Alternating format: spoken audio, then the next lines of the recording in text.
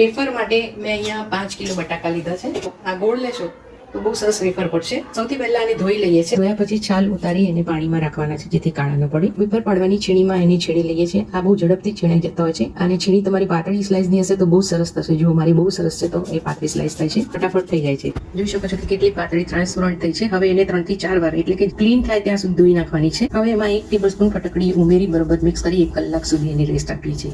1 કલાક પછી પાણી ઉકાળવા મૂકી પાણી ઉકળે ત્યારે સિંધો મીઠું ઉમેરી એમાં વેફરને ઉમેરી દે છે. આ બહુ ઝડપથી થઈ જાય છે એટલે ધ્યાન રાખવાનું ભાજી ના જાય. કાણાવાળા ચાંદામાં નિતારીને જ્યાં તડકો આવતો હોય અથવા તો ઘરમાં પણ સૂકવી શકો છો. 2 દિવસમાં લગભગ સુકાઈ જતી હોય છે. એકદમ વ્હાઈટ થાય છે. તળી લઈએ છીએ. તળશે ત્યારે એકદમ ફૂલશે અને વ્હાઈટ થશે. પાતળી પણ બહુ સરસ થાય છે. મીઠું ન ખાતા હોય તો સ્કીપ કરી શકો છો. પાણી ઉકળે ત્યારે પણ ઘણા ફટકડી નાખતા હોય છે.